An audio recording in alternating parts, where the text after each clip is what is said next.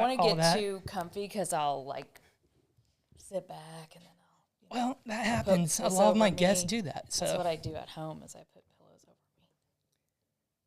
Do I look okay? You look great. Sure you look way better than me. I'm nervous. I'm sweating like a pig. Nervous. Really? Yeah, honestly, this is the biggest podcast I've ever done. Wow. Other than Jake. I've had Jake on twice. Yeah. I've also talked to your people before, trying to get you on 9 months ago or so. So before everything. A lot going on. Yeah. And then I figured, try you again. Yeah. I have to admit and apologize to you and the other two campaigns. Yeah. I figured everyone got APAC money running. Yeah. But I just recently learned APAC is more involved with federal. Yeah. So my apologies. I was like, no, I'm pretty sure Cyndi, Mike, and Gittner. I could see Gittner definitely doing it. Yeah. But other than that. No. So sorry, guys. Everyday Oklahomans. Yeah, that's actually really cool. That's where I want to go with this. Yeah. You're Korean? Korean. Which Korean? South. My mother's from Seoul, South Korea.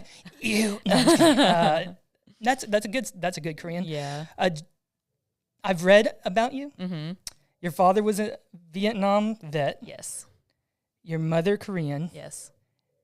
Explain to me who Cyndi Munson is and what that whole lifestyle coming here, like all that. Great question. Well, first, thanks for having me. Absolutely. I am excited to be here and talk with you. So thank you for the opportunity.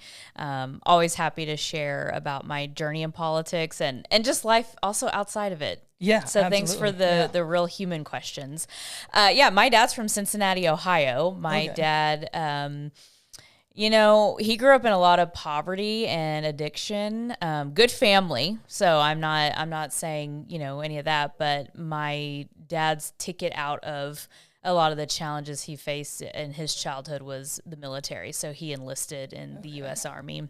I mean, that kind of makes sense. A lot of those kind of people went to Vietnam. Yeah, and college really wasn't an option just because financially, and my dad wanted to see the world and do different things, and so he enlisted in the Army. And then when my dad was stationed in Seoul is where he met my mom. And then they eventually got married and came to the United States. I was born in Monterey, California. My dad was stationed at Fort Ord. The hospital I was born in actually doesn't exist anymore. And my dad was stationed at Lawton Fort Sill actually before my parents got married, I believe. And then in 1989, my dad was stationed again at Fort Sill. My dad was in the artillery, and so that is where the artillery base is, and that's what brought my family to Oklahoma. From California, I lived in Germany for 4 years. Don't remember much because I was a baby. I remember reading up. I mean, yes. I'll admit it. I did verbally say military brat. Yeah. So, yes. Yeah. And then 4.5, my dad was stationed at Fort Sill, and so Lawton is my home. That's what I know. Oklahoma is what I know most. Makes sense. But my parents did ultimately divorce when I was in 8th grade. My mother was abusive to me and my dad, and so my dad took full custody. Yeah. Wasn't expecting that one because you think of a Vietnam vet. I know I have only 90 minutes with you, but I want to hear his opinion about the whole how did he respond to the whole government sending our boys to basically slaughter? That's what our government did. And then secondly, you went, I guess Koreans, I don't know if you know who Bobby Lee is. He's a stand-up comedian. Oh. His father was abusive and he was Korean. He came from South Korea as well. So I guess it's maybe a Korean thing. I don't know. They may be stricter parents. I don't know your situation. Yeah. I don't want to dig up too much, but it surprises me. I kind of figured a war vet would be the alcoholic kind of, but instead it was your mother. Yeah. And you have a sister as well. Yes, I have a younger sister. Okay. She's 5 years younger than me. Mother of my wonderful, perfect niece. Jude. Nephew. Okay. Who I had last night, and so I'm a little tired today because I was doing a lot of aunt duties. Anyway, I think that people have all sorts of different backgrounds. I wish I could explain the challenges we had with my mom and still do today. She still lives in Lawton. Really? Very aware that I'm running for governor. Last time we talked was probably about 3 years ago. We had a brief trip down to Lawton, just briefly spent some time together. I think there's just a whole, I don't know, host of issues. I don't know what to say. I don't mean to dig it. Oh, no, I don't no. mean It's to cry a huge anything. part of who I am as a person. And quite frankly, we all have family issues. Yes. And I think it's good to highlight because I'm a normal person, just like everyday Oklahomans. And, there's a lot of different challenging situations that families are faced with. And mine just happens to be that I don't have the best relationship with my mom. And, it keeps me from doing things and motivates me to do things. So I don't have the best relationship with my mom either, but my mom's dead. So I'm kind sorry of different. to hear that. Yeah. She just died in May, but I mean, I thought I could make that joke. I don't know why. I mean, dark humor. Yeah. But, we got to get through hard stuff somehow. Yeah, absolutely.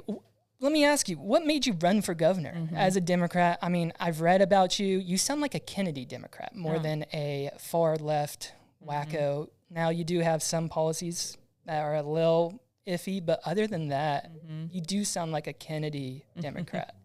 Well, I'll start by, just what you share. I mean, what we've been sharing, my background, we talked a lot about my mom, but my dad's service to this country and to take care of my sister and I. And being raised by a single dad or a single parent at all, shapes your view on work ethic and what it takes to overcome, first, financial challenges, because those are very real, but then also emotional challenges and things of not having another parent in the household. And especially as girls being raised, having a mom. Any brothers or no, just sisters? Just my sister. Wow. Yeah. And I'm the oldest. And then my background in my professional life before politics was in the nonprofit world. And I have always been very passionate about helping girls, and specifically girls that are facing life challenges like teen pregnancy and incarceration and addiction in their family. Did I read something about battered women? You help battered women as well? I worked with women who were incarcerated. Okay, maybe it was incarceration. Yeah, I thought it was battered women, but maybe it was incarceration. Yeah. And I've done a lot around, you've probably seen, I've been a keynote speaker and MC for the YMCA, and I've worked closely with those organizations. And of course, I've been in the legislature now for 11 years. You're leader, right? Yes, I'm the Democratic leader in the House. Okay, is that minority leader then? Yeah. The official title is minority leader. Okay. So there's majority leader and minority leader, and those are legislative leadership positions. You're elected by your peers. So I was elected by the Democrats to lead the caucus around strategy and negotiations. So similar to the federal government as well. Yeah. Yeah. Okay. And it is an important role because my job is to, work with the majority and figure out how can we find agreement on certain bills. How do we work? How often does that happen though? It actually happens more often than people assume. How many Democrats are in the House? We have 19 now. We have a total of 20 seats. And the reason why I say that is because we have a vacant seat. Okay. Now primaries have happened, so some of these seats are being filled, but we had 2 vacancies during the legislative session. You had to give up your seat, right? To run? No. So I just didn't refile for my current seat. So I had one more year I could run. I had one more term. Okay. And I decided to file for governor. You can only file for one seat over the other. That's right. Yeah. And you can only run for a total in Oklahoma 12 years, is that 12 right? years. But had I filed again and ran, I would have served 13 total years. Gotcha. Because I won a special election in 2015, so that first year didn't count towards my term limit. Now, does that also go towards the governorship too? No. You could do years. 12 years and then run for governor? The governor is the governor's term limited at 8 years. 8 years, right. So you could do a total of I could have, 20, is it 20 years? In politics, if you went all the way, which I mean, hasn't happened since Mary Fallon, but did she do 20 years in politics? She has served. I believe she served her full term in the legislature, and then she was lieutenant governor, and then governor, and she's also a congresswoman. So she's done quite a bit for a woman in politics in Oklahoma. Interesting. And I actually represent the district she represented when she was in the state house. Your Yukon Mustang area, right? No? Central Oklahoma City, Nichols Hills, and the Village. For some reason, I thought I'm a little more east. Did you not take over Jake's seat when he left? No, I'm in the state house, and so I. He was Senate. Yes. That's right. Oh, okay. Kristen Thompson is his. That's senator who I was now. thinking of. Okay, my bad. My apologies. That's okay. I thought there was a connection between you two. I mean, other than the governor's race. I mean, in my opinion. So the reason I had you on, I was already a voter. I already had my candidate. I wanted to hear you out regardless because of my audience and everything. Sure. But honestly, my candidate's gone now. He got cheated, in my opinion, with media, all that. I think the Democrat side this time kind of sneaked by because you didn't have many candidates, did you? It was you and Connie, right? There were three of us total. Who was the third? Oh, it was, I can't pronounce his name. A guy named Arya. Yeah, Arya, you, and Connie. I know Connie. She's from the Tulsa area. I'm not familiar with Arya. Yeah, I don't know Arya at all. That's a new name. And then I mean, I've heard about you all this time. So, and so once Jake was knocked out, I kind of opened up and I was like, you know what? It could be the first time I vote Democrat. Wow. I'm a registered Republican. I see myself as a conservative constitutionalist. I don't really like either party anymore. Surprisingly, my favorite president is John F. Kennedy. My second favorite is Ronald Reagan. So that evens me out. Yeah. You know? Let me ask you this. Who do you look up to, not even in politics, just in life in general? Doesn't even have to be a woman figure, but I would assume probably it is a woman figure. This is always a hard question for me because it's a combination of people. Go for it. I look for characteristics, and I think what I'm most motivated by is an underdog and someone who is overcoming the odds. That explains my 2016 vote. Yeah. I went for the underdog. Yeah, that's fair. But I don't like him anymore. Yeah, that's also fair. So, you know, I sort of pull from different people and I'm able to see, you know, like, for example, you know, I said Mary Fallon's overcome a lot in politics as a woman. I don't necessarily look up to her in terms of some of her policy stances, but to overcome the challenges of a woman in politics at all. Right. But then also in Oklahoma is pretty remarkable. But then I look at Jerry Askins, who I always, you know, these two ran against each other. That's right. In 2010, we had two women running against each other for governor. Forgot about and that. I wasn't that into politics. Like, I didn't become into politics until I turned 18, if that makes any sense. Because sure. I couldn't vote. So I didn't really care if Obama won or whoever. It's like, all right, the sun's going to rise no matter what. Yeah, that's true. So anyway, I say all that to say that it's not one person. I'm more driven by and inspired by people who I really love. Something I love is listening to audiobooks, specifically memoirs that people read of their own stories, because I love hearing them tell their own story of what they're overcoming. And I look at myself as an overcomer. I mean, you've heard a little bit about just my own upbringing, but even in politics, I do not come from wealth. I don't come from a family member who has money. I have people regularly tell me that I can't do something just because of a party affiliation or because I'm a woman, because I'm younger. I love hearing. I'm not gonna lie, you're not wearing that big ass rock. No, I'm not married either. What? Yeah, is that what you mean? My fiance pointed out a picture. I swear it was on your ring finger. It was a big ass.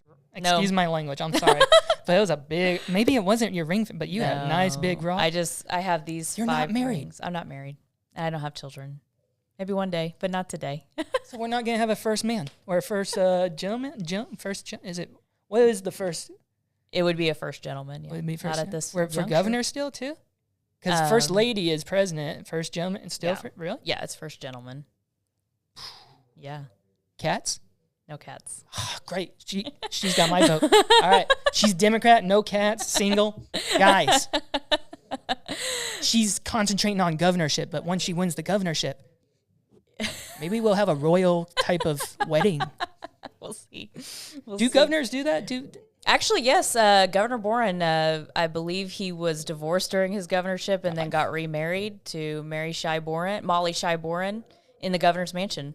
Wait, he divorced his wife and remarried his wife? No. Okay, His gotcha. First wife, I don't know if I can't remember if they divorced while he was the governor, but he got married during his governorship in the governor's mansion. And George Nye, I don't believe he was married when he was elected governor.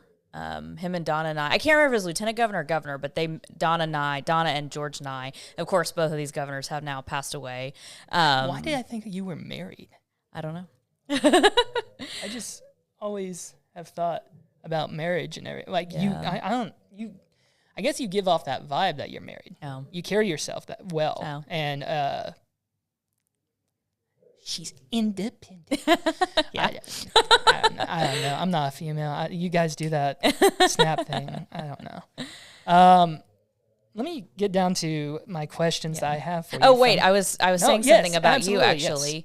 Yes. Oh, God. I appreciate knowing, I mean, just you sharing sort of, how you identify yourself politically.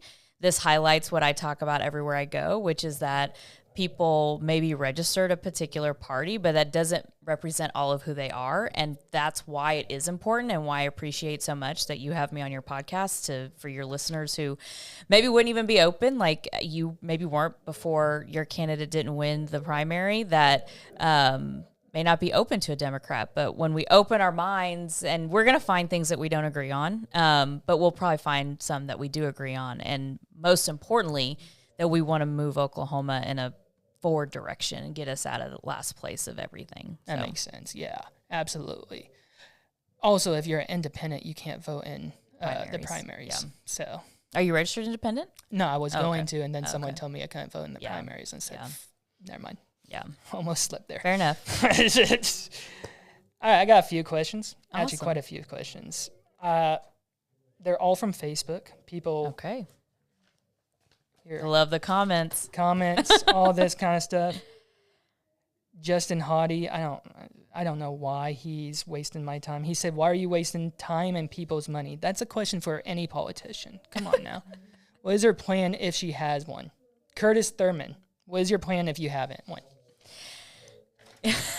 Don't answer that. Sorry, guys. I'm not trying to be rude, but I'm honestly looking at these questions, and now sitting in front of her, I feel kind of stupid. They never ask these things to my face. That's Riley fine. Flack. Yes, Riley. He's Flack. well known. Okay. Maybe in the conservative. I know Jake knows him. Maybe Mike knows him. He wants to ask you if you know what Oklahoma Constitution Article 2, Section 7 says, which binds her as a servant. Oh, I really need to read that. I can't zoom in on that. Where's my phone? Is my phone over there, Connor? Yeah, it is. It's on the ground. Never mind. Just leave it. We'll skip that. Sorry, Riley. I don't have the zoomed in thing. Jesus, this is going down the crapper fast. Ask her if she will follow the oath she swears upon to follow the Constitution to the letter. No ifs, ands, or buts. Either yes or no.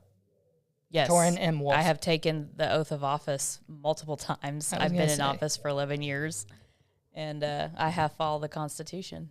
That's a rude comment. And we'll continue that. All right, next. I am adjusting the mic because I can't decide. No, you're perfectly fine. Okay. Can you hear me? Okay. Sierra Williams. Ask if she plans to actually separate church and state, or if she's okay with Bibles in school. That's a good question. Yeah. Good. Okay, here. I'll keep that one. Okay. Yeah, that's a good one, Sierra. I'll also, while you're looking, I'll answer your question that I don't think I've been able to get to about why I decided to run for governor. Yes. I was sharing that, I take my own lived experience and my own background and then my time in the legislature. And some of what I think the sentiment of your viewers and those in the comments are asking is, people are tired of politicians who are running for office and then run for higher office for themselves and benefiting themselves. And I have not done that. I have no plans to do that. I am running for governor because I believe that Oklahomans deserve someone who actually knows what everyday people are going through, regardless of political party.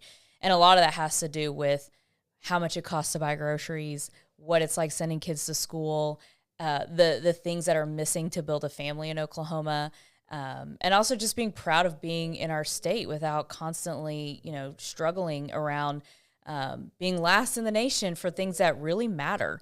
And the farther away people are, I think, in terms of wealth and in politics, the farther away they get from knowing what everyday people go through. Even though I've been elected for 11 years, I have rented a home. My car has no air conditioning because I just don't feel like using my money for that, but it's a paid off car and I'm not going to get rid of it. Yeah. And I think most of us understand what, not having a car payment is. I've got 2 cars and they're both paid off. Yeah. So and it's the best relief ever. Yeah. Having to pay student loans, and just wanting to help people. I've traveled around the state now for over a year and a half.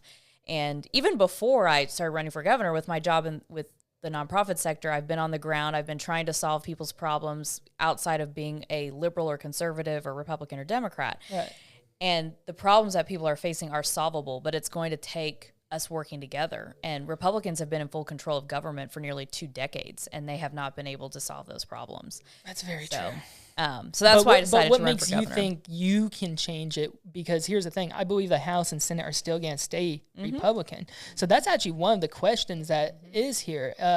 Imagine that if you won the governorship, there will initially be resistance. What are your thoughts on preparedness and how to plan to tackle those struggles against the Republicans? First, of all the candidates, I'm the only one who has served in the legislature, and I'm the only one who has served in the super minority who has had to get things done and figure out how to... Did Mike not serve in legislature? Well, he did, but not in the super minority. Got you, okay. I was going to say, and then Gentner's just been AG. Yes, and remember, when you asked me early on, you said, what is that like to be the minority leader, and what's your job, and have you been able to get stuff done? And the answer is absolutely yes.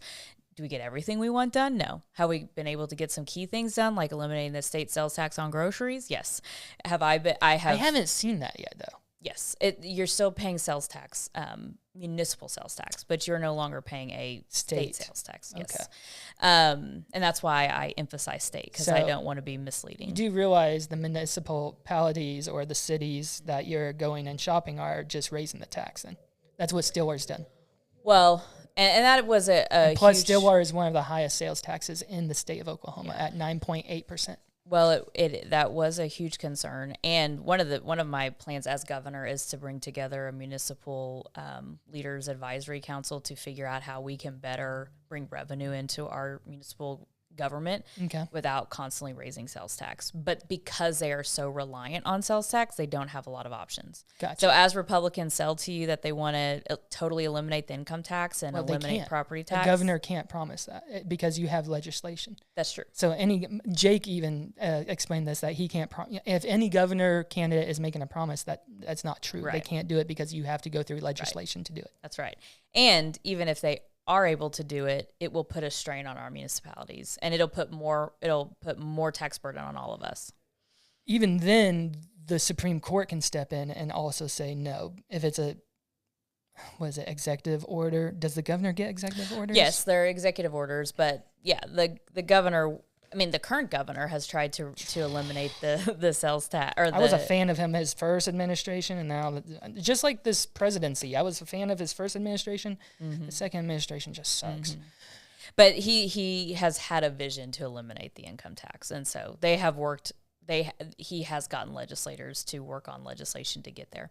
But to answer the question about working with Republicans, there are going to be issues that we are absolutely not going to be working on. There are issues that we are going to be working on. I think public education is an area, and healthcare, because these are two issues that are very much impacting rural Oklahoma. Okay. And majority of our Republican legislators represent rural areas of our state. They know how critical it is to keep teachers in the classroom, to keep our hospitals open.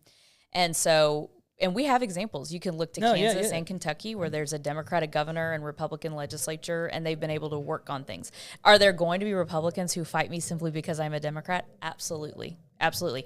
But we will highlight that they're playing politics while the rest of us are trying to get things done. I might be that Republican. Yeah. No, well, and then you get to decide, do you want to get things done? I'm joking, but at the same time, I think that's just how I was raised. If you got the D next to your name, I always somewhat resist. But as I'm getting older, I'm 31 years old. Hey, can you go next door and tell them to turn that music down? Please? Yeah. Tell them I have a governor candidate in here. Just a little tad bit. Thank you.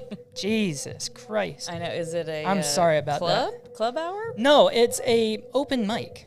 Oh. And they have music as well. So, while we're on taxes real quick, I just want to go down this. This is my advice for you if you become governor, and try to pitch it to the House, or, well, you're still there too. So if you can pitch it regardless, I think 30 to 35 years old and under should not pay state taxes. Okay. And then once you turn 35, you would pay state taxes. Now, hear me out. You would bring in a young workforce that would love to come to the state. So you're building a workforce. You would build probably companies coming in here to get that workforce. I think it's a win-win for the state. Plus, you get an enormous population. It could switch the state to Democrat, like some people might want. And also, it brings revenue. That's what I'm kind of thinking. And then once retirement comes, I think you don't pay state tax as well because you've done your dues. So people between 35 and 65 pay taxes, and that's it? Because, I mean... The 35 to 65 population may not like your idea of putting all the burden on them. But. No, but you and I mean, what do we have to worry about? Well, I'm 41, but thank you. And really, what we're struggling with as a state is actually that we You're don't. Really 41. Yeah, I turned 41 2 months ago. That's not in my. Yeah, I thought you were in your 30s. To be honest, wow. Gotta do your research. You look good. You look good for 41. I appreciate it. Especially from Oklahoma. Most Oklahomans at 41 look leathery. Oh, well, I do try to moisturize. Yeah. Well, I appreciate that. Really, I mean, what we're struggling with as a state in terms of bringing business and more people to Oklahoma is that we don't have the things that actually young families need, like childcare and hospitals and housing, schools, housing. And so, but that could bring. I hear what you're. I hear your sentiment, but I probably will not support that plan. I would actually rather look at our tax structure and see, when you look at the income amount, really the burden is on working families. I think Florida is trying to work for something like that around there. That's where I got the idea from. So I was just figuring, I like what Florida has done a lot with, like, just maybe it was their COVID standards. Maybe we don't have to go through that stuff, but my biggest concern, which may sound silly, this is my last question from me. Can we get sports gambling done here? We almost did. Yeah. I want the over under. I don't want bet on players anymore. We have. It's the tribes the tribes worked very hard to get it done. The tribes want it. Yeah. So what's holding? So is it Congress? Yeah. This year it was the state Senate, not Congress, but the state Senate that did not pass the legislation, the language that was available this legislative session. Now, the governor very likely would have vetoed it, but we would have worked towards an override. Yeah, I was going to say. But I do see now with a new governor and likely, the legislature will change somehow. People turned out, people aren't running anymore, all of that. And there probably will be a sports betting bill that comes through the legislature that I would support. Yes. Okay, fine. That's my last question.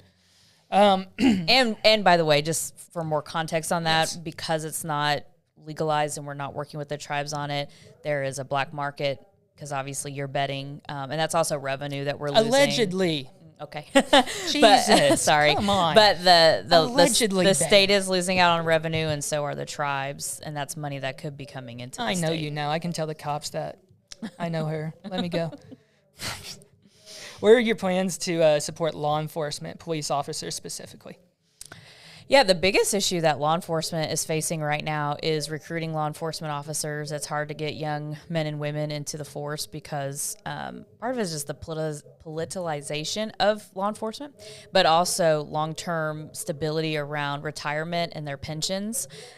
So when I've talked to both younger law enforcement officers and retired, or I guess I should say active and retired, there's a lot of fear around protecting their pensions, and especially those that are in retirement that are aging, that just like all of us, costs continue to rise and their paychecks are not.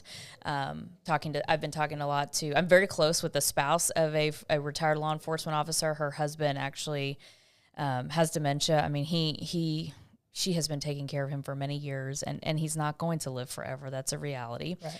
But she's quite a bit younger than him. And so she is trying to figure out how to plan financially for herself when he's gone. And so that's a lot of the fear that I hear from, I shouldn't say fear, but concern from law enforcement officers. I have supported our law enforcement officers, both locally and state. So, and where I would have the most control really is state troopers and our state law enforcement, making sure they have the funding they need. State troopers become the governor's secret service kind of yes, there are troopers that serve as the governor's detail. Yeah. Yes. You get a detail. But I'm aware of troopers that are in counties by themselves. They are patrolling areas without a lot of backup, and so we have to fix that. Once after the runoff with Gettner and Mike, will you and whoever wins that runoff get a detail? No. Really? I know. It's a surprise from a lot of people. At the national level, they do get detailed, but we don't. Yeah. And actually, it probably is something that needs to be considered, not just because I'm running, but because of the political environment. For any state, because, people hate Abbott. I'm not saying Abbott's running again, but, people just don't like certain governors. I don't like Newsom, but I'm not going to go after the man. He's just wacky. I hope not. Yeah, we should do not condone political violence. We can disagree, but that's why we have the ballot box. I don't condone violence at all. Period. I don't like it. I don't like wars. That's why I don't like this administration anymore, because of what happened. I'm like, listen, we already are in a cluster. We don't need to get ourselves in another one because a country says we need to. You know, I don't know. It's upsetting because I supported him 3 times and I look like a. Fair. Trust me, everything will be bleeped, I promise. Healthcare in Oklahoma. Where do you stand on late-term abortion and gender reassignment surgery for minors? Ooh. Yeah. I did read about that. You were pushing for reassignment surgery? No. I have pushed back on all the extreme legislation that gets in the middle of, where government gets in the middle of determining somebody's health care. Okay. First, I'll address reproductive health care and abortion in Oklahoma. As you know, we have one of the most extreme, strict bans on abortion in the country. And its impact on women's health care has been detrimental, not just for women who are trying to access abortion, but women who are trying to have families. As you know, I'm not married. I don't have children, but I do go to an OBGYN. I have a mammogram appointment tomorrow morning.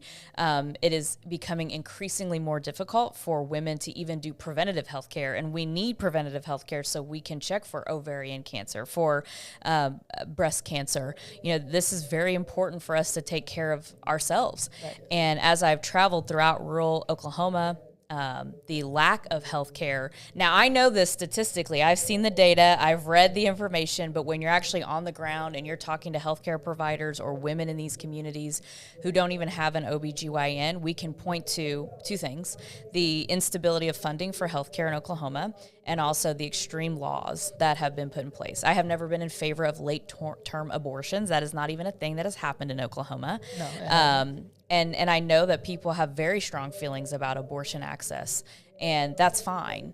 The problem is that we have politicians who write bills who do not understand what pregnancy is like, the complications of pregnancy, and instead demonize a procedure that should be something that is decided between a woman, her doctor, faith leader, whoever is helping her make these decisions. And a lot of times it's not even a decision. Women have a non-viable fetus, and then what? No, you're right. How many females are in Congress? In the State House, I think we have... That's Republicans 20, I think total it's 20 in the House. And so those are the only ones that should vote on that kind of stuff. That's my opinion. Same. I don't know why. I'm generally... Listen, I'm pro-life. I understand under certain circumstances, such as a dead fetus, it needs to be... The mother needs to be saved, that kind of stuff. I get it. I don't like the late abortion. Texas is 15 weeks. I think Florida is 10 or 13.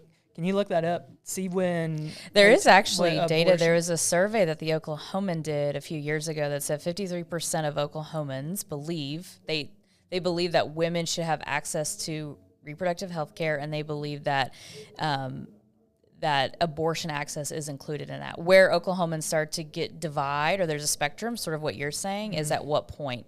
And so, and then what I have said, to be completely transparent, it's on my website. I talk about it very openly, that if there is a state question to be placed on the ballot for Oklahomans to decide access to reproductive health care for women, I would approve that and move it to the ballot and let Oklahomans decide and get politicians out of it.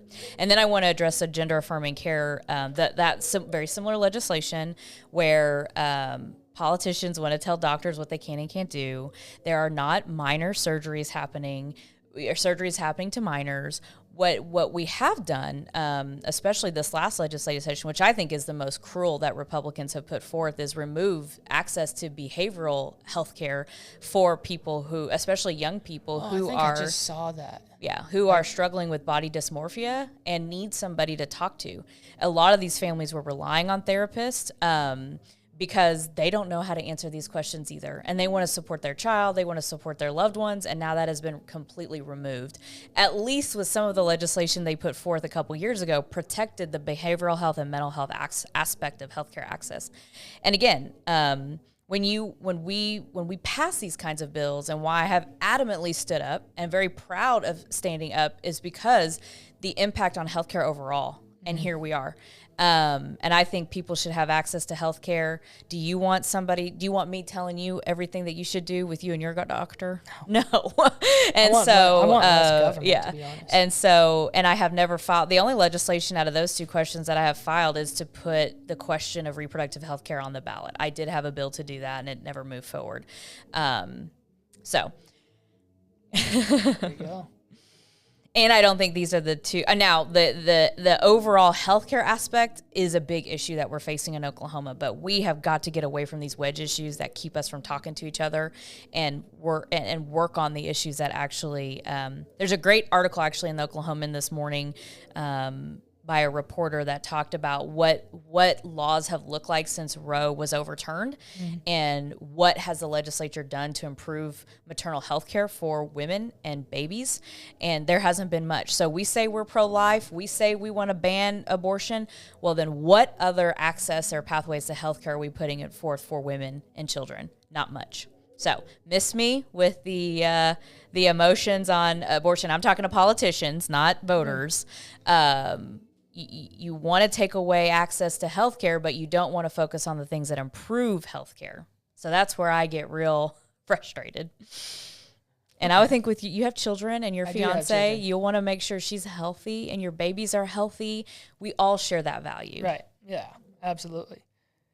These are two questions that kind of go hand in hand. Where do you stand with support and backing of the tribes, and what are your plans to improve the public school system? Great questions. Wholeheartedly support our tribes. I have worked closely with them as a legislator. I thought you were Native American. Yeah, a lot of people do. I am not. Have great relationships with tribal leaders throughout my campaign. I've been meeting with tribal leaders and their members and citizens. And should I be elected governor, I will reappoint a cabinet position of Native American Affairs, which is what the current cabinet position is titled. And I will work on an effort to make that position permanent so that we never end up where we are again with a governor fighting the tribes like we have with our current governor, and work in partnership with our tribes and figure out ways that we can together solve problems. They're already doing it. You know, when they have to work around the governor, they do it. You see them working with our university system, hospital systems, local and county government, solving a lot of problems for Oklahomans. Well, they're solving problems for their citizens and their members, but Oklahomans get to benefit from all of that. In terms of our public school system, you know, and you may not love this, and some of your listeners may not love this, but it is a financial problem that we're facing in our state. Okay, we are $2.1 billion behind regionally when it comes to investment in our kids. And the more that teachers leave the classroom, the larger those classroom sizes get, the harder it is to educate children and meet their needs. Same thing with support staff. We've got to figure out a way to keep them in the school building. I met a woman who used to work at Chandler Public Schools, now works at the Love's Travel Stop on the Turner Turnpike, because she makes $2 more an hour as a cashier than working at the school system. She was there for 20 years. So it is a funding problem that we have to address. I'm also against the private school voucher program that allows families to apply for private school dollars regardless of their income, and it siphons money away from public schools, healthcare, and it's nearly... That program is now costing us, at least this last fiscal year, nearly $300 million. Got to get back to supporting our public schools. And that is something that Oklahomans, regardless of their party affiliation or where they live, care deeply about. We love our public schools in Oklahoma. Yeah, we do. Yes, we definitely do. Do you send your kids to public schools? The oldest one goes to public school. Okay. I don't want to send them to public school. I would rather do a homeschool. Mm-hmm. And And I will say this: if I knew more, I would argue with you about the union. If you got rid of the teachers' union, then you wouldn't have a cap on how much you could pay teachers. You could schools and districts could actually offer certain amounts to teachers, kind of like almost an NFL draft. Teachers would get paid at higher wages than what they're getting paid right now, which is what, $35,000 per year? The legislature actually sets a minimum. And in Oklahoma, we have the Oklahoma Education Association, and they're a membership organization. Similar to a union. Sure. And they bargain for teachers and those who are their members, but they're usually bargaining for more so they can keep the teachers in the classroom. I got you. I think where we really have an issue around... See, I don't know enough. I can't keep that's arguing, okay. but that's just kind of like, I just thought of that when I was discussion. like, right, yeah. I just thought of that. I was like, why don't we get rid of the association, pay every teacher individually what they deserve? So I agree with paying them what they deserve. We set the minimum through the legislature. It's in statute, so it's in minimum law. 35, is that right? The minimum now is 42, I believe, is starting pay. But a school district can pay more. That is all dependent on, money we appropriate, and then also what other funding mechanisms they have, and where they are deciding as a local school district and a local board where they're making cuts to. So the poorest school district still has to pay their teachers $42,000. Yes, you have a minimum. Gotcha. All right, just making sure. I wasn't trying. Which again, why I wasn't throwing shade or anything. I was genuinely curious. Which is why putting more money into the formula is important, and quite frankly, I want us to. And we have a pretty equitable formula, meaning the money is dispersed as fairly as possible, to your point, smaller schools that are in more impoverished areas, things like that. But also, and of course, depending on where the school is, property taxes, based on the property tax, that's why you see school buildings look different than in some other districts. But we want to make sure they have the funding they need to pay those teachers and also get the resources that they need. One of the challenges I think we face, and I hear a lot about in education, is administration and people in the bloat in administration, everyone wanting to go to administration. But part of that, my argument would be that we have to figure out ways to give teachers a path for promotion, whether that's pay or more leadership opportunities within the classroom. When they are good teachers, they need to stay in the classroom. There are good administrators and good building leaders, and we need them to be in those positions. And that way there can be more success in the school building. How many counties do we have in the state? We have 77 counties. 77 counties? 544 school districts. Right. And each school district gets an lead of administration. Yes, but there's some consolidation. I was talking to Jake about this, and Jake even said he wanted to shrink it down to almost 50 or go by county instead of district. So you would have so you wouldn't have as many people getting paid at the higher level. Then that way, that money can be distributed down lower as well. You could make that argument, but you could also make the argument that someone that has a superintendent that has a larger jurisdiction is going to need to be paid more. Yeah. So, you're right. Yeah. And I apologize for bringing Jake up, but I mean, that's all I have. We had one opportunity out of four. We do not agree on a lot. Gittner won't respond to me. Mike has been playing games with me. You finally responded and said yes, and I mean, Jake said yes twice. Yeah. And I don't know. Yeah. That ruined his career. I hope I don't ruin your career. Oh, it didn't. I don't think so. No, I didn't ruin He actually did some he overcame a lot for not having the money that these other guys do. 60,000 votes, so I'll take it. And he beat out Speaker McCall. What you got to say to those 60,000 voters that don't have a home right now? Great question. I would say, look to go beyond the party registration and the things that we disagree on, and listen to what I'm saying and who I am, and my perspective is coming from someone who, is not coming from mega wealth and, just the power structure. I'm out there actually talking to people. Right. And that's what I appreciated about Jake. And I told him that. I said, you worked incredibly hard. I got to know his wife a little bit. And because it was an event at the University of Tulsa that we were both able to be at. And we shared a table because our last names are close. And so they were going by alphabetical order. And even some of his supporters have already come out and said that they're going to support me. I've seen them at various events. And they'll even say, I don't agree with anything. I just appreciate that you're a normal person and you seem to genuinely care about people and solving problems. It's not that I disagree with you on everything. It's, I'm having you here. Yeah. Generally I wouldn't have a Democrat in my space, but that's federal. Yeah. I don't think I'd ask Nancy Pelosi to sit in front of me. She'd probably be harder to get a hold of. Well, I mean, also, I take that back. I'd have Nancy sit in front of me. Like, so how do I buy stocks? Explain this to me. Yeah. And that I'm opposed to, by the way. Adamantly opposed. I'm not, because I'm making money. So okay, well. Calm down. Okay, well, when you know insider trading, you're in favor of that? No. At the federal level, yes. Oh. And it's not insider trading. Her husband is doing great. Oh, you're being sarcastic. Yeah, I'm being sarcastic, yes. How do you plan to battle inflation in our state? Ooh. I don't know if there is there? Well, that's why I said, ooh. That's a big problem that we would have to face. Well, what we can do, and I do have a few, some things that I have worked on. Obviously, I can't control inflation. I can't control the cost of things, but we can control how we use our tax dollars. And one of the biggest areas that I think we need fixing, and why I decided to run for governor also, is that we don't have to raise taxes to do the things that I'm talking about. What we need to do is reprioritize where our tax dollars going and start getting back to focusing on everyday working people versus mega corporations that take our money and really don't give us a ton back. And so we can look at different tax relief programs and target them specifically to working people. When you hear going back to the across the board income tax cuts or eliminating income tax, usually the people who, because we have experienced the income tax cut, we just don't feel it in our wallet. Yep. We feel it in the potholes we drive on, the teachers that leave our classrooms, the hospitals that close. Wealthier folks at the highest level, like the highest tax bracket, they not only get they get like $2,000 to $3,000 back a year, plus all the exemptions and deductions and credits that they have access to that you and I don't have access to.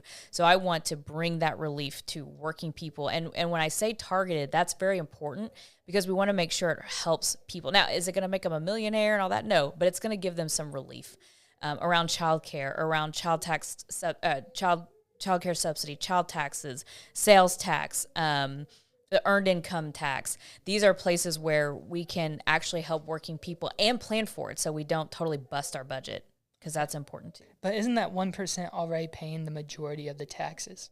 Even if it's getting good taxes back, they're still already paying the majority of taxes to the welfare and everything else. I would actually say that working folks pay more in taxes. We carry the burden more. Income tax, sales tax, property tax, especially sales tax. That burden falls on us way more. We feel it more than a wealthier person does. Well, obviously, yeah. But the wealthier person is going to pay more regardless because of their income. They're just not going to feel it. Plus, when they get their tax dollars back, they have a higher probability of putting it away to savings accounts, investments accounts, whereas working folks, we put that money back into the economy. Yeah. Okay? So we keep jobs going. We keep the economy moving. I get it. Yeah. And there's more of us. I get it, but you have to remember they have a higher income. They're still paying more in taxes than you and I. Yeah, you and I are paying. I don't know what a representative. You get $144,000? No, gosh, no. You're looking at congressional. I filed.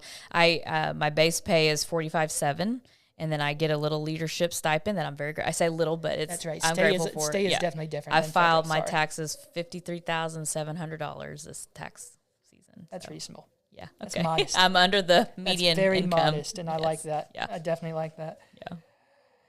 If you had to choose your top priorities as potential governor, what would they be? You just said that it's healthcare and education. Yes. And it's the two places I do think that Democrats and Republicans can work together on. Absolutely. I do actually think that, yes.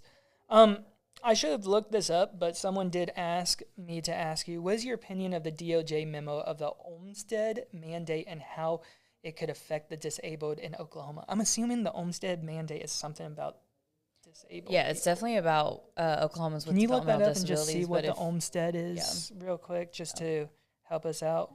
And while you're doing that, let me ask you, do you support open borders, yes or no, and why? It's a dumb question. Well, the governor has no control over that. Yeah, exactly. I figured. Did you get an answer? What is it called? Olmstead. Olmstead, O-L-M stead mandate. Just brief. What is your plan to improve the roads and bridges in our state? You kind of went over that. Mm-hmm. Do you have any intention? I will say one area that we actually do pretty well in state government, because we have something called an 8-year plan for our roads and bridges. So we have an 8-year plan ongoing for roads. So that's why you see the construction all the time, because once one project's done, a new project is put on, starts. And then we do this for every 8 years. Can we take a break on I-35? I know, and I-44. That'd be great. I live near I-44 East, the exits that come off of Northwest Expressway, and so it's been every time I go down there, I'm like, forgot. Yeah, that's why I take 35 all the way to work in the morning. What's the Olmsted, bub? So the Olmsted or integration mandate stems from the landmark 1999 Supreme Court decision Olmsted v. T.H.C. It requires states to administer programs in the most integrated setting appropriate to the needs of individuals with disabilities, establishing that unnecessary institutionalization is illegal discrimination under the Americans with Disabilities Act, or ADA. And the question was if I would continue supporting the plan. What is your opinion of the DOJ memo of the Olmsted? Yeah, mandate? I have worked for many years supporting the developmental disability population and their families. And a lot of this is a funding issue in that many of them are on waivered services, meaning they get access to funding to get services that they need. Anything from nursing care, respite care, it just depends on what their needs are. I have also visited facilities where there are Oklahomans with developmental disabilities who are receiving great care, but always the goal is to stay away from or to integrate them into community and everyday life and not institutionalize them and skirt them away from our communities. And so I think they should be institutionalized, but not in what people think of an institution. So when their caretaker dies, their mother, parent, whatever, who's going to take care of them? I'm not saying a dark institution building where they're locked up.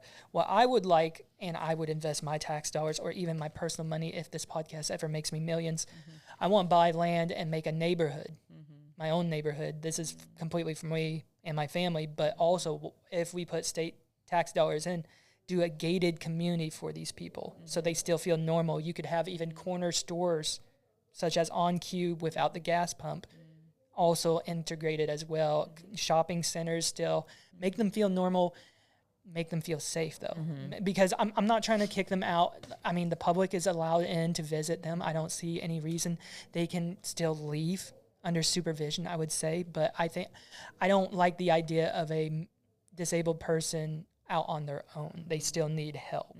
So that's, I don't agree with the 1950 shocky shock institutions that you're probably thinking of down in Louisiana and all that kind of stuff. I'm thinking of like the modern day of an institution, which is basically a neighborhood that's gated community, lets them wander. Maybe they get electrocuted for sticking a fork in an outlet, but other than that. Well, I will say, one of the biggest concerns. One of the biggest concerns for families is as parents age, and they. In fact, I talked to a mother on the phone last week who said, I pray to God every day I die before my son. And that is, or my son dies before me. And that is so heartbreaking to hear, because she doesn't know, because like you said, there aren't a lot of options. And that's really what you're speaking to. Yes. Okay, is that there aren't a lot of options, and there's a lot of fear that their children will not get the care that they've received from their own parents.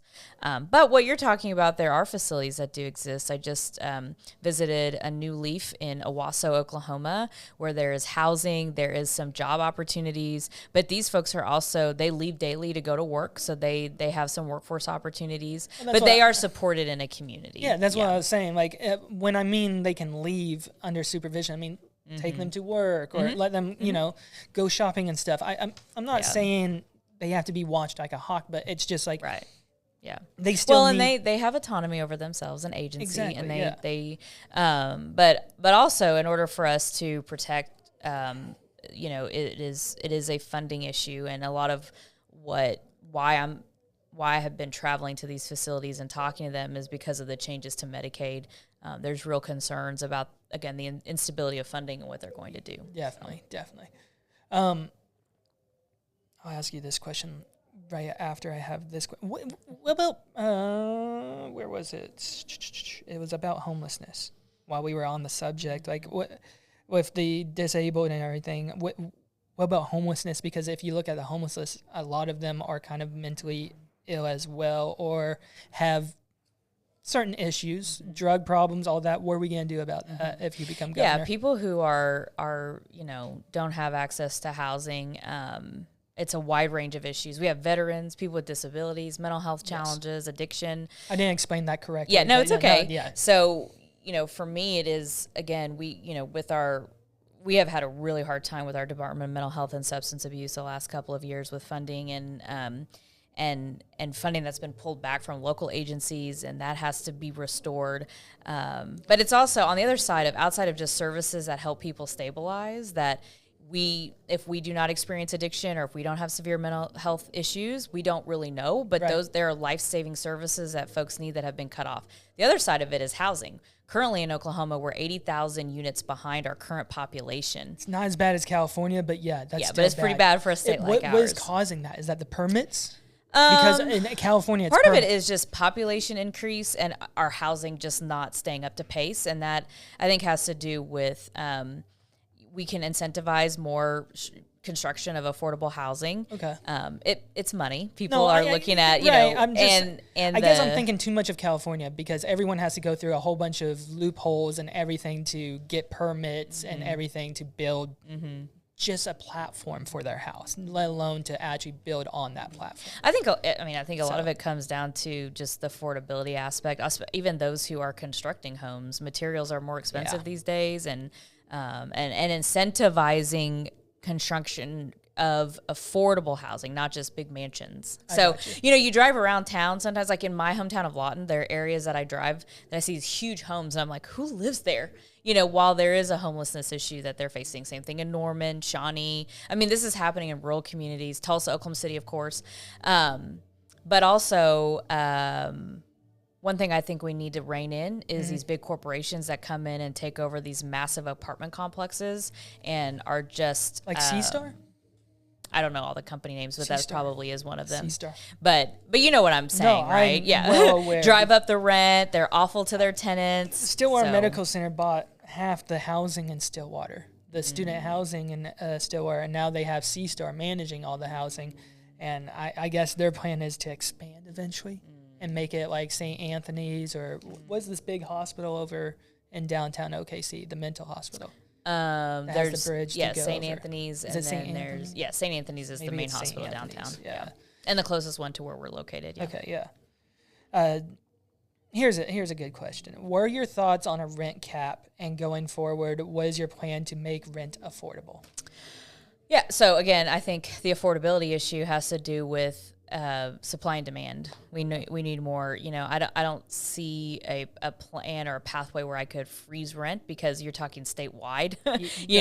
There are different communities that have their cost of living is going to be it's similar enough, but it's going to differ based on whether you're living in Oklahoma City or Lawton or the Panhandle, right? The problem I will say is that rent is still too high and going up and being increased, and folks are having a hard time affording that. Specifically, Stillwater, Norman are going up. I mean, the house I just lived in, my mom was on Section 8 and she only paid $98, but the whole rent was $750. Once I moved out, it went up to $1,250. Wow. Yeah. So I paid $1,250 for a 2-bedroom, 1-bath house. That's exactly what that is. But it's in the core area of Oklahoma City, and so quite frankly, my landlord probably could even raise it even more, and people would expect that. But this is and especially it sounds like in Stillwater and Norman, and I do hear this from students who are in college. But mommy and daddy pays for that generally. Not everyone. Not everyone, but even if that's the case, it's still. But again, I think that's a supply and demand issue. We need better housing options. We need more options for working people. Can we restore homes too? Absolutely. Because I also think that this is more, you have to work with your local governments and things like that, but refurbishing buildings and making them into housing. And I'm looking for a house, 1950s, 1970s, ranch style. Great. Basement. There you go. Basement part's going to be hard to find. Yeah, it is because of the clay. Yeah. Like the expansion and all that. Yeah, you don't have to remind me. All right, I'll ask this one. This is the big one, I guess. Oh. I'm sure you have been watching the news, especially in the last year or two. Many Oklahoman constituents have begun to believe that there is much corruption in state government, all the way down to local county levels. What is your stance on holding treasonous acts accountable? Yeah, there unfortunately has been corruption in state government and all the way down to the local level. It's very frustrating. This would be another reason why I decided to run for governor, because what we are seeing happening is that we see a lot of people who have a lot of power, who have a lot of buddies. Payne County is one of them. And I think you're aware of the whole case and everything with Jesse Butler. Yes. I wasn't going to mention it, yes. But hey. Which is very frustrating, and I'm very sorry to the victims of, and survivors, quite frankly, of Jesse Butler. And the judge doesn't want to do the right thing. Yeah. So. And I will say I've worked many years on sexual assault rights, sexual assault survivors' rights legislation. This is an area that I care very deeply about, and I get very frustrated with. It's actually one of the harder issues to move legislation through the process, because should be one of the easiest. I know. Fucking things. I know. Jesus Christ. But and I have seen what has gone on in Stillwater, and I've had a few people approach me about the issue, and we may have to cut this for me, but if he did that to my daughter, he wouldn't be breathing. Yeah. That's just the truth. A slap on the wrist is absolutely unacceptable. No, he should be getting fruity with someone in prison right now. Well, that's my opinion. He should feel what they felt. That's it. I know. It's very, very frustrating, and I see the frustration you have with it, and I understand. I grew up in Stillwater. I grew up in Payne County. I thought everyone was a good person. Yeah. Like, we had great mayors, and now we have this piece of crap mayor. I do like the mayor. I'm sorry. That's okay. All his buddies are on city council, so whatever he wants, he gets, if you look into it. So there's a little funniness going around him, allegedly, for lawyers. Okay, well, let me answer the question. Let's get back to the but this is why, and I don't know all of Jesse Butler's family history or anything, but based on what we see, just a common theme in politics and even in Oklahoma government is that people who know people who are buddies, who can pat each other on the back, who can help each other through a process. We've seen even the highest law enforcement officer in the state do what he's done with certain law enforcement officers, sheriffs. Yep. And so this, again, is why it is really important for everyday people to pay attention to politics and elect people who are, and I am, of course, speaking for myself, but but there are a wide range of candidates right now that they're doing the right thing. They're going and talking to people. They're having the difficult conversations. They're raising money the right way. Yeah. They're doing all the things to try and restore faith in government in as much as we can, right? Yeah. Government's not going to solve everything, but at least trust that the people who are elected are looking out for you. Right. And not their own power. I love that you brought up the whole they're supporting themselves, running and everything. You are the one that's taken the least donations from big, powerful corporations or big donors. I think the biggest donor you have is the student or the Teachers Association. I have not received any. I have not received. Did they endorse you in this campaign? Not at this point. Did they endorse you? They have in previous. Maybe elections, that's what it was. Yes, okay. Yeah. And then I know Mike Mazie has covered about $11.5 million of his own. And then Gittner is at $7 million, and he's only put in about 2.5 by himself. So that kind of tells you guys everything you need to know. You've gone to the people for your money. I believe you've raised $3 million. No, I wish. We're probably about 1.5 million now.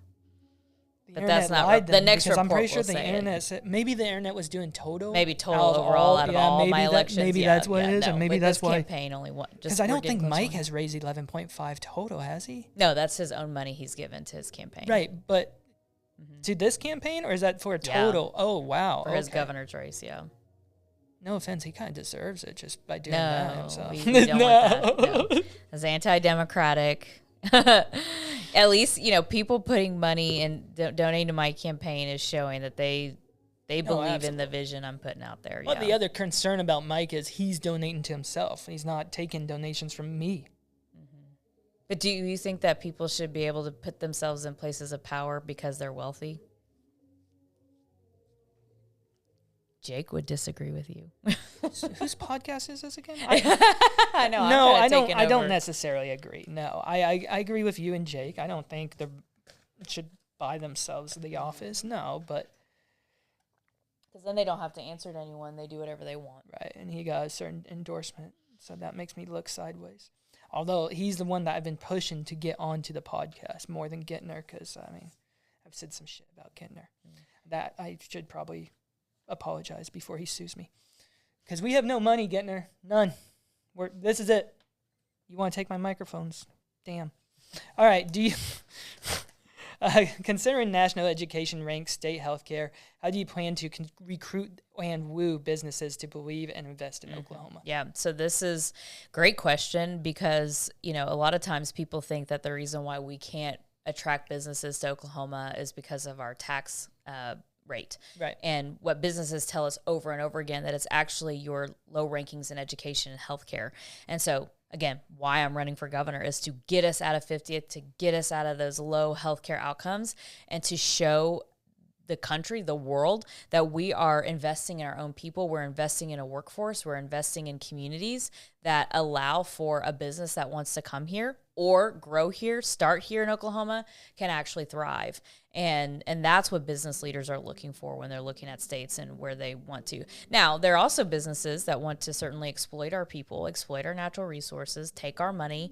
They will be here for a little bit and then they'll leave. But we want companies that want to actually canoe, the Inola smelter, data centers. I mean, we can talk about all sorts of those issues. Are you talking about the aluminum smelter down that Drummond's trying to stop? Are you going to try to stop that too? I out of these three, I'm the only candidate who's running for governor who was against the smelter in 2025 when it was not even a talking point in the governor's race. I voted against the incentive to put that aluminum smelter in Inola or to bring it to Oklahoma. So there's two that are against it and one for it.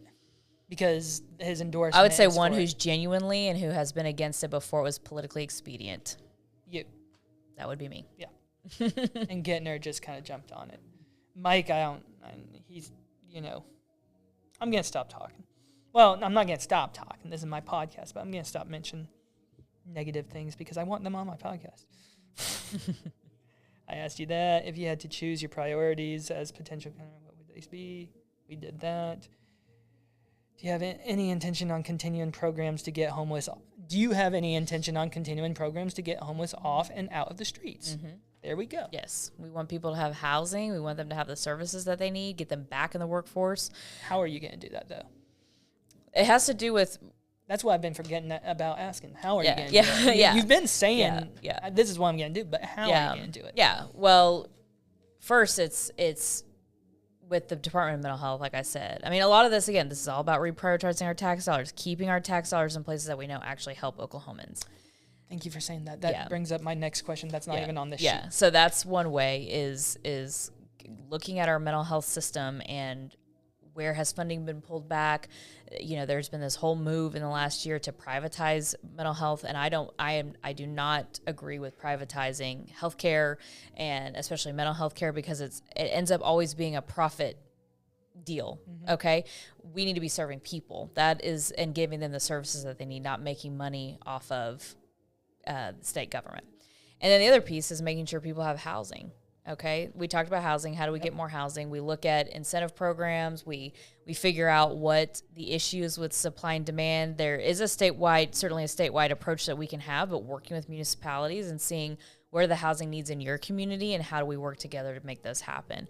State government and local government have got to talk to each other, and that's why I said implementing a working local government advisory group is going to be a priority for me. Are you willing to do a Doge type of system, or I don't want to say Doge because I know how the Democrats feel about Doge and Elon, but are you going to? The governor has already put something like that in place, right? Are you going to continue something? I mean, we'll always be looking for. Are you going to actually enact it? Because yes, Stitt says, "Oh, here's my Doge," and he put one of his billionaire buddies in charge of it. I guess is what I've heard. So my question is, are you going to continue it, and are you actually going to effectively use it? I am always interested, and I will continue to be looking for where is wasteful spending happening, and how do we bring those dollars back and actually do things that help people. Will you be transparent with receipts as well? Yes. Transparent, because no government has been transparent. I mean, let's admit it. But I'm genuinely curious, like, what can the state do? Oklahoma City was the one that approved the new arena, so I would like to see the receipts for that. But they're using the MAPS program, which, that's fine with me too. Have we thought about a MAPS program for the state of Oklahoma? Actually, yes. There is a former mayor and current state representative, Nick Archer from Elk City, who sort of implemented a similar type program like Oklahoma City did with MAPS, and he has worked on legislation. I remember when he was a freshman, brand new member, he came and talked to me if Democrats would support it to do something statewide, specifically for smaller communities where you just don't have the population size as you do in Oklahoma City. And I was wholeheartedly in favor of it. And he will be reelected because he was unopposed in this election.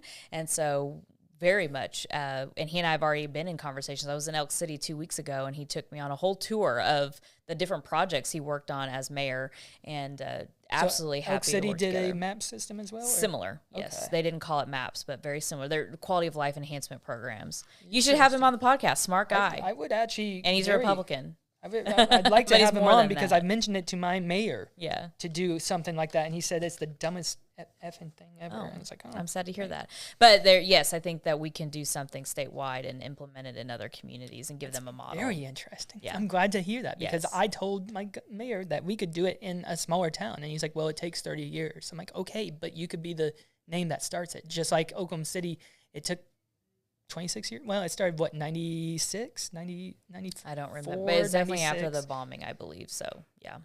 96 then, I think. We'll have to double check. I do not know exactly. MAPS program. Yeah. Look when it started. These guys are faster than you. Look at them. They're jumping on the phone. They work for her. You sort of work for me. We'll see how it works out. For now, you're doing a pretty good job. So I can't. 1993, actually, before the bombing. Excuse me. Wrong. I was wrong. And I can at least admit when I'm wrong. Well, that bombing set us back. Sorry. Not that funny. After 20 No, plus not years. funny. All right. That was worth a try. 31 years. How she understand the support backing of tribes, how she plans to improve the public. That's all of these are the same question. What is your opinion on DOJ memo? You already got that. Ask her why she said. I don't know if that's true, so I'm not going to ask you that.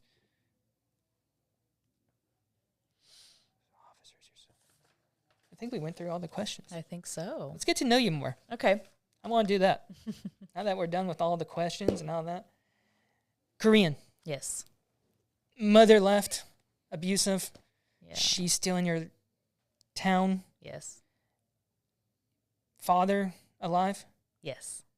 Lives with my sister and Just my gonna say, do brother-in-law, you my live with nephew. him? Yeah, or- no. Okay, so He lives with my sister. So my sister and I are in that generation where, especially her, she's raising a child and taking care of dad. And overall, he's a healthy guy, but he Democrat, Republican. oh no, my dad is a Republican Trump supporter, but so he what supports made me. you a Democrat? Actually, when I was in college, I was thinking through just, what are my beliefs, not just what my dad, and my dad has never forced me to try to believe anything. College was like early 2000s? Yes, I graduated high school in 2004, went to the University of Central Oklahoma, thanks to Oklahoma's Promise, and 08? Well, yeah. I graduated college in 08, Yeah, yes. okay. But my freshman year, I mean, I've always been interested in politics, and I was never like a partisan when I was in high school or early college because I just liked politics. And I was the one who hosted all the presidential primary or the presidential debates in my dorm room. And I just wanted everybody to be there and let's talk about the issues. And That's where I want to take this podcast. Yeah. Once we get a Republican candidate for sure. Yeah. Especially if it's like Mike and I've locked him in for the podcast. yeah. I want to pitch you guys. Like, you guys come in, either sit on the couch together and I sit in a chair and we talk civil. Mm-hmm. We're not debating. It's not like a CNN. Yeah. We're talking. Like Yeah. you and I are talking.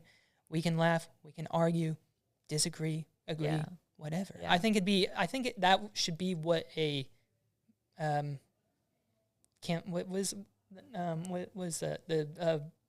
am I blanking? I don't know, but it's okay. The campaign, Oh, man. It'll come back to you. Mediator. What does a mediator do for debates? Yes. Yeah. So it wouldn't be a governor debate. It would be like a governor hangout with Daniel. Forum. Chat. Yeah. So I did that, but then there's some issues.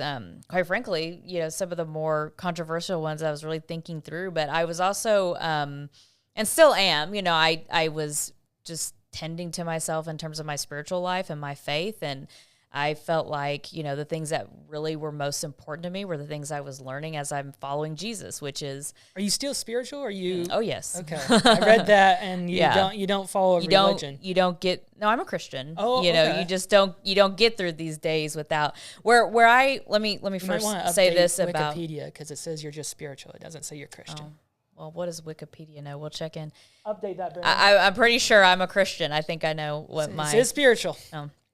Well, that's why I asked. Yeah, that's okay. I'm glad to hear you're a Christian. You might get my vote now. Yeah, when I was in college, I was like, I care about the poor. I care about the people who are most marginalized. I care about, what policies are actually going to help people. And I felt like the Democrats represented that better than Republicans.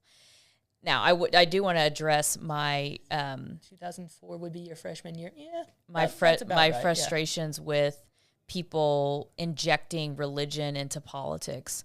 And one of the things that have been the most heartbreaking in my time in the legislature and in politics is weaponizing Christianity and using Christianity as a way to harm people. Like Ryan? I don't know who Ryan is. Walters? Oh, no. Oh, I'm so sorry. I'm thinking the legislature. No, just. Oh, I guess he wasn't legislature. I apologize. Yeah, he bills was and different things that my colleagues on the other side, especially the ones that are more religious, use God as a way, or religion as a way to justify some of the things that I think are very hurtful to people. I think that spirituality and your religion and your faith practices are personal, and pushing them down people's throats and forcing people to think things is not a way. And I think God is much bigger than just our party affiliation. No, I 100% agree. I mean, I see myself as a Christian, but I don't see myself religious. Mm-hmm. So just really quick, because, I mean, you have a hard out, right, for 90 minutes? Okay. We got about 13 minutes left. Real quick, I believe in Jesus Christ, believe in God. Mm-hmm. I believe God sent Jesus Christ here to be the sacrificial lamb to save us of our sins. And 100 years later, Christianity was born. Mm-hmm. I don't think Jesus came here to start a religion. So that's why I'm kind of still halfway in the spiritual, saying I'm spiritual, but I'm still Christian because I do believe in Christ himself. So I don't think Christianity should be a religion, just like Judaism is an old religion that is no longer needed. Islam, I still have a lot to learn about that. I do a lot of deep dives on all the religions. And so far, I mean, if you look into the majority of the religions, they're all kind of the same. They have their own God that they worship. They just worship it in a different way. I just live my life. In the words of Craig Groeschel, I'm a Christian atheist. I believe in God. I believe in Jesus Christ, but I live like they don't exist. I mean, you notice I flung some curse words, dirty dirt, dirty words. So, I mean, I've sinned during the podcast. And I mean, I'm not married yet, and you saw my kids. So sin is about me.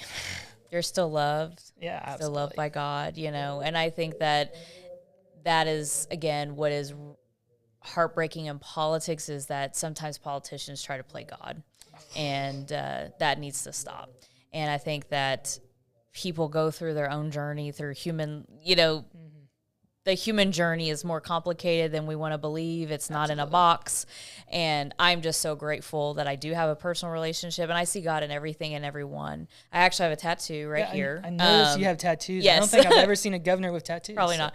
But this tattoo is my favorite, and it says God's work, and it represents what I believe in terms of how I see people. It's actually LeAnn Rimes' song. LeAnn Rimes is my favorite singer. Yeah. She has a song called God's Work, and essentially the lyrics are, I am God's work, I'm doing God's work. If I can't see God's work in you, then I don't see God at all. And I'm like, wow. And she's not a religious singer, but I thought that is a perfect reflection of how I feel. And Mine's Waiting on the World to Change by John Mayer. Yeah, fair enough. I like that song a lot too. But and I tell people all the time that, and that's probably why I got into Wikipedia, is that to me, political work is spiritual work, not religious work. Okay. In that I go and knock doors. I'm sitting here talking to you. I'm trying to find a way to connect. And I think that takes us in a different, that takes a certain amount of spirituality to do it, because we have to see each other as the same in some way. If we just see each other as different because of our political beliefs, because of one issue that we are, we feel very strongly about, we're missing the whole point. We're missing the whole point. Yeah. And I think that's what's problematic in politics today, and why I hopelessly and hopefully stay in it, because I'm more optimistic. Even though I see and hear some really awful things, I see what people say in the comments. It makes me so sad. I just think if you met me in person, like I said, you never say those things to my face. And also, I would hope that I would convince you. I've even said in comments that like people are like, vote for Cyndi Munson. I'm like, I'd vote for her, but she keeps ducking me on my invites to podcasts. It likely wasn't on purpose. I also, in the back of my head, I'm like, hopefully she sees this. So she's like, you know what? I'll comment, and I'll come I do see things. I figured. So I want to apologize for any of my rude comments. That's okay. We're at the end of the podcast. Yes. You've made it through the HeleyCast. I want to invite you back on eventually. Awesome. Maybe once we figure out a Republican. Yeah, who my opponent is. I would love to have you back on before the election. And if you become governor, I'm happy to come back. Correction. Let's do it on the Rotundra. Oh, yeah. Capitol. Come on in. Or you can come to the governor's mansion. We need to open that space up. You'd be the first governor to I will live there. Yeah. In the new governor mansion. Yeah. All right, guys.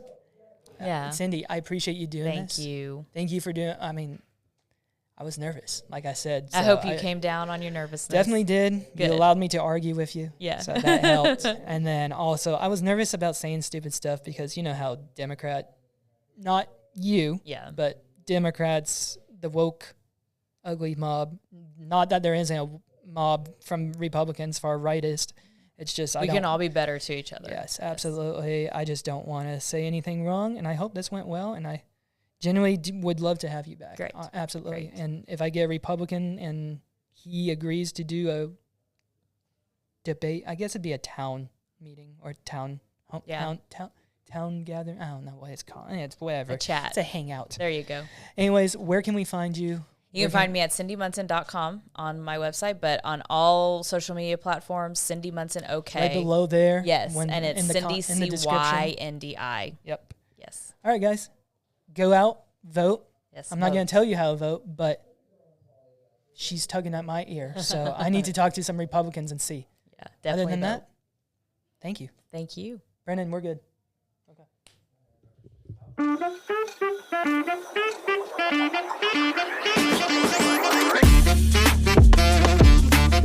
Hello, Mark Trotter. How are you? Hey, I'm good. How are you? Good. Welcome to the HeleyCast. What's up, Billy Freeman? What's going on, man? How you doing? Good. How are you? Good. Hello, Marty. Oh, hey, buddy. What's up, man? How you doing? Doing good. How are you? Next, how are you doing? What's your real name? What's your government name? That is my first question. I'm just going to go right off the bat and go. JJ Wood. What's up? Long-time listener, first-time guest. Really excited to be here. You all have headphones now? You get I got Healy, what year were you born? 97? 96? 95. See, all right. Technically, you're a 90s baby, but you missed half of it.